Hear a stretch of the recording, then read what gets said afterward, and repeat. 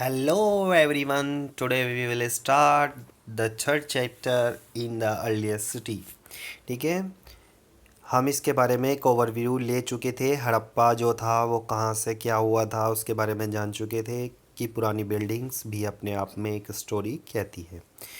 ठीक है, इसमें आज से 5,000 साल पहले या 4700 वर्ष पहले एक सिटी की खोज की गई थी जिसका नाम था हड़प्पा सभ्यता। ठीक है, और ये क्या था, ये 5,000 साल पुराना एक नगर है। और इसी नगर के बारे में ही क्यों बताया गया, क्योंकि ये दूसरे सब नगरों से क्या है, ये दूसरे सब नगरों से बहुत ही ज़्यादा स्पेशल था। क्योंकि इसके अंदर जो मकान बने हुए थे वे आयताकार बने हुए थे, और जो घर थे वे कुछ इस प्रकार से बने हुए थे।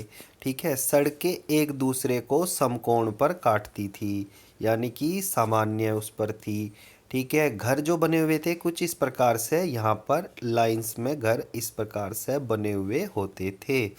ठीक है, अब what was special about the city, इन शहरों में क्या क्या फीचर्स थे, आज हम उनके बारे में जानेंगे। Many of the cities the were divide into the two और मोर पार्ट्स। ठीक है, इसमें क्या है कि जो सिटीज़ थे वे दो भागों में बटे हुए थे। उपला यानी कि ऊपर का भाग और नीचे का भाग। नीचे जो लोग रहते थे वे ग्रामीण या छोटे वर्गों के लोग रहते थे, और जो ऊपर के भाग में जो लोग रहते थे वे बहुत ही उच्च फैमिली या रिच फैमिलीज़ के लोग रहते थे। और जो ये मकान थे, the bricks were the so baked, यानी कि जो ईंटें बनी हुई थी वे टेरिकोटा कहलाती हैं हिंदी में।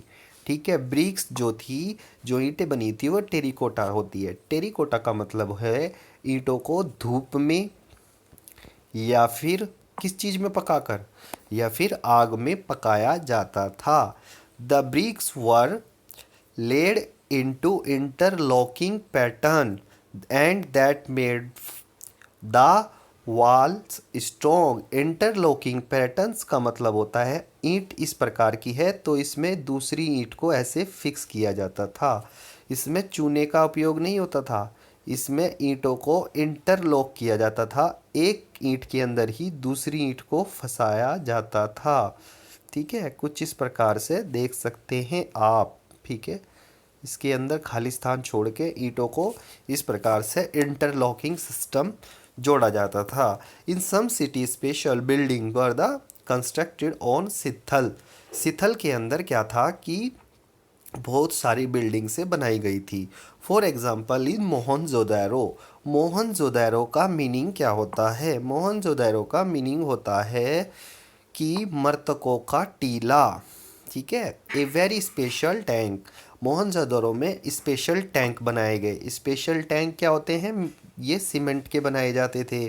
ठीक है, और इनके अंदर आप पानी वगैरह रख सकते थे, पानी को स्टोर कर सकते थे। ठीक है, इस प्रकार के स्पेशल टैंक थे और इनको ढक दिया जाता था, और ये घरों में बनाए जाते थे ताकि पानी की प्रॉब्लम से या पानी की किल्लत से दूर दूर किया जा सके।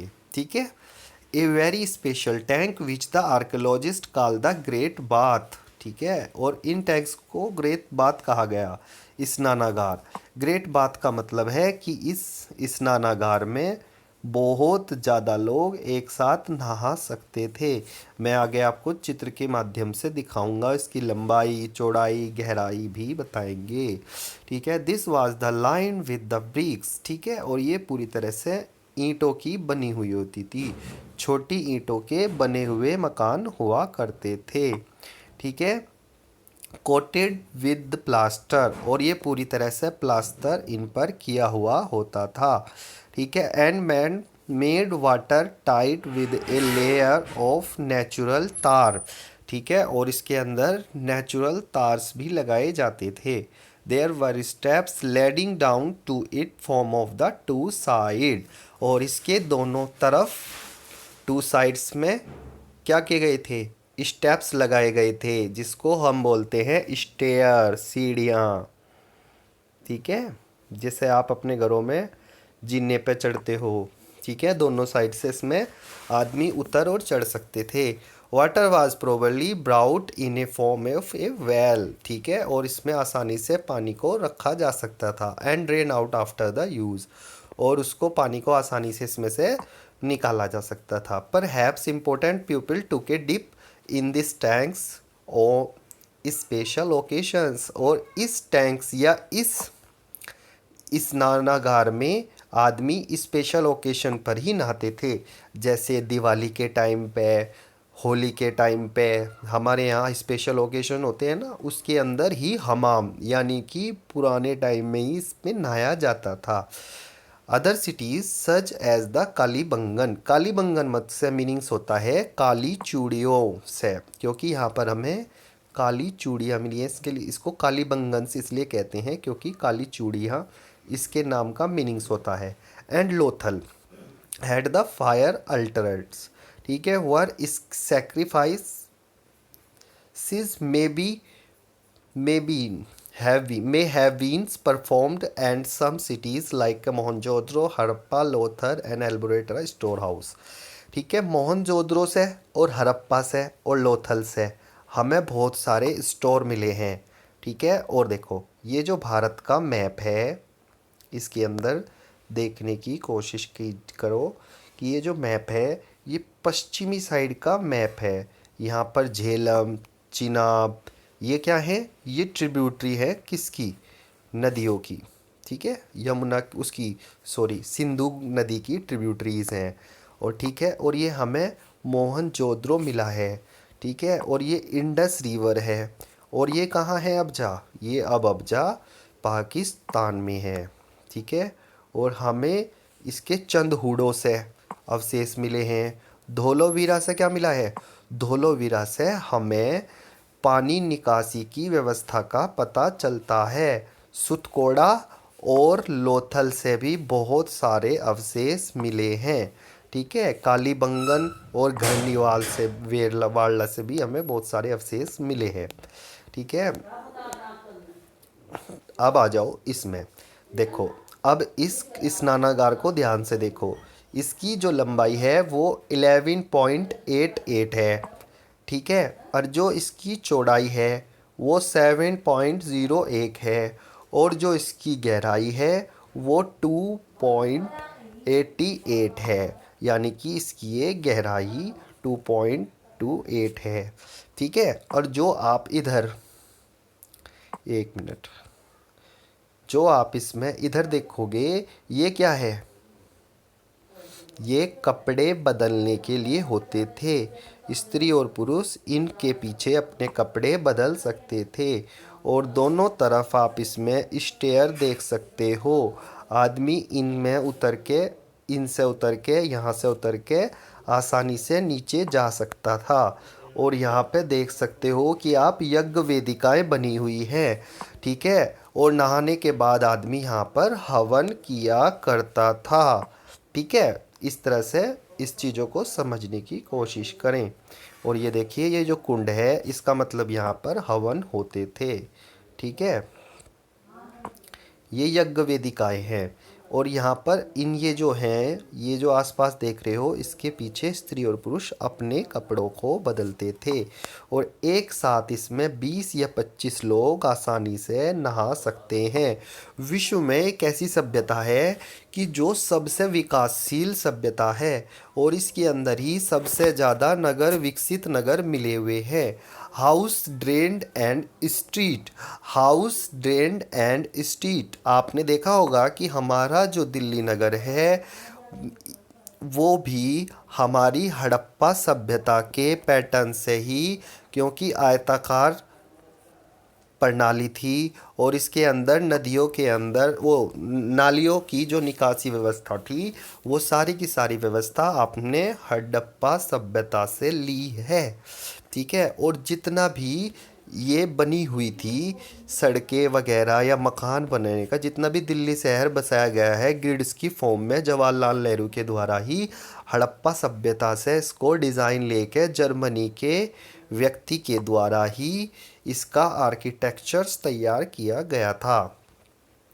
ठीक है। House and drains and street. House का मतलब है कि घर कैसे बने होते थे, ड्रेन्स का मतलब है नालियाँ कैसी, पानी निकासी की व्यवस्था कैसी थी, स्ट्रीट स्ट्रीट का मतलब है सड़कें एक दूसरे को समकोण पर काटती थी।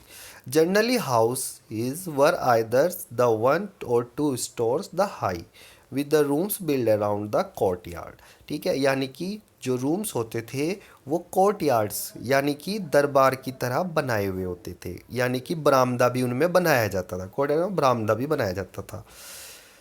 ठीक है। Most houses had the separate bathing area. ठीक है, कुछ घरों में क्या होता था कि अलग से नहाने की व्यवस्था होती थी। And some had the well, यानी कि कुछ में पानी की व्यवस्था के लिए कुएं भी होते थे। Many of these cities the have had covered drains, और नालियाँ जो होती थी वो ढकी हुई होती थी। ठीक है। ठीक है। Notice how carefully this these were laid out in the straight line. Straight line का मतलब है ऐसे बने हुए होते थे, फिर इधर छोटे छोटे मकान इधर बने हुए होते थे। ठीक है। ये बीच में से सड़कें होती थी, एक दूसरे को समकोण पर काटती थी सड़कें। ठीक है। अब है very often drains in the houses were connected to those on the streets and smaller drains into the bigger ones. ठीक है, जो ड्रेन्स नालियाँ होती थी वो बाहरी सड़कों से जुड़ी हुई होती थी ताकि घरों के पानी का निकासी हो सके। ऐसे ड्रेन वर द कवर्ड, यानी कि नालियाँ जो होती थी वो ढकी हुई होती थी। Inspections hole the were provide the interval the clean them, और उसके अंदर क्या होते थे, होल्स होते थे, यानी कि छिद्र होते थे जिसके द्वारा घरों का पानी बाहर नालियों में जा सके। आज भी आप अपने घरों के बाहर जो नालियाँ देखते हैं वो भी सिंधु घाटी सभ्यता से के पैटर्न्स पर ही आधारित है। ठीक है। All three houses, drains and streets were probably planned and build at the same time, और ये पूरी तरह से टाउन प्लानिंग की गई थी, यानी कि पहले से ही टाउन प्लानिंग की गई थी। देख सकते हैं कि how bricks were arranged to build wall in the Harappa city. ठीक है, हड़प्पा सिटी के अंदर किस प्रकार से दीवारों की चिनाई की जा रही थी। ठीक है, आप देख सकते हैं कि इसके अंदर बहुत ही छोटी छोटी ईंट से किस प्रकार से दीवार चिनी हुई थी। ठीक है, आप इसके अंदर से इसको समझ सकते हैं। ठीक है, और किसी की समझ में कोई चिन्ह आए तो पूछ सकते हैं। Thank you very much. आज के लिए इतना ही। ठीक है।